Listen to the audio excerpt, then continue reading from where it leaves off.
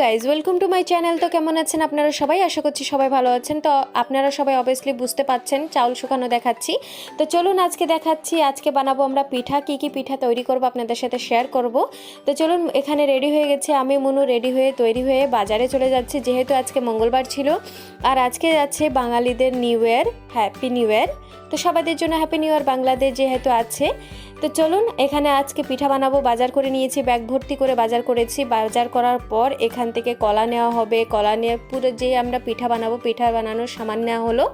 নিয়ে যাওয়ার পরে আমরা চলে এসেছি বাড়িতে। বাড়ি আসার পর চলুন আপনাদের সাথে দেখাচ্ছি কি কি এনেছি। যেহেতু পিঠা বানাবো, কলা, দুধ, নারকেল তিনোটাই নিয়ে এসেছি। চাউল শুকিয়ে যাওয়ার পর এখানে চাউল গ্রাইন্ডার করে নেব। আমি প্রথমত কোনোদিনই পিঠা বানাইনি, আমি শিখেছি মোবাইল দেখে। অবভিয়াসলি যা শিখেছি আপনাদের সাথে সেটাই শেয়ার করছি।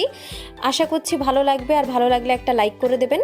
তো চলুন, এখানে মা হেল্প করে দিয়েছে, নারকেল কুড়িয়ে দিয়েছে, মনুও এখানে হেল্প করে দিয়েছে। তো প্রথমে তো এখানে গ্যাস বসিয়ে নিয়েছি, জল দিয়ে, জলটা যখন একটু গরম হয়ে গেছে এক হাতা চিনি দিয়ে দিয়েছি। তারপরে যে চালের গুঁড়োগুলো ছিল ওটা দিয়ে ভালো করে মিক্স করে নেব, কারণ এটা দিয়ে যে বানাচ্ছি এটা দিয়েও একটা পিঠা তৈরি হবে। তো আপনাদের সাথে আগে সম্পূর্ণ শেয়ার করা হবে কি পিঠা তৈরি হবে।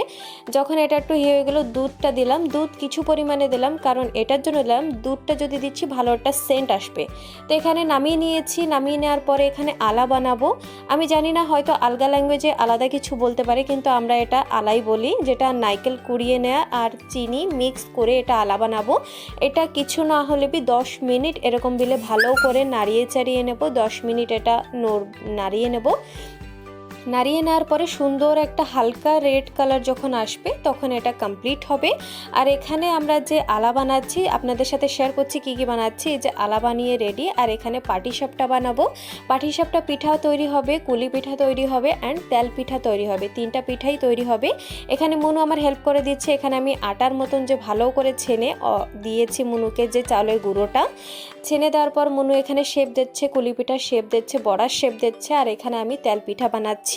এক এক করে পিঠাগুলো তৈরি করছি। চলুন আপনাদের সাথে, ফার্স্ট টাইম যেহেতু আমার, হয়তো শেপ কমপ্লিটলি পারফেক্ট হবে না, কিন্তু যেটুকু পেরেছি অবশ্যই আপনাদের সাথে সম্পূর্ণ শেয়ার করছি। এখানে আমি পাটিসাপটা পিঠা বানাচ্ছি, দেখুন কত সুন্দর বানিয়ে রেডি করেছি। খেতেও বহুতই টেস্টি হয়েছে। আমি কোনোদিন ভাবিনি আমার ফার্স্ট টাইম পিঠা বানানো হবে আর এত সুন্দর হবে। এখানে মনুও হেল্প করে দিচ্ছে। এখানে কুলি পিঠা দেখুন মনু কত সুন্দর পুরো শেপ দিয়েছে। এটা আপনি ভাপানোও বানাতে পারেন, আর তেলে ফ্রাইও করতে পারেন। তো এখানে 3 পদের পিঠা বানিয়ে আমার রেডি।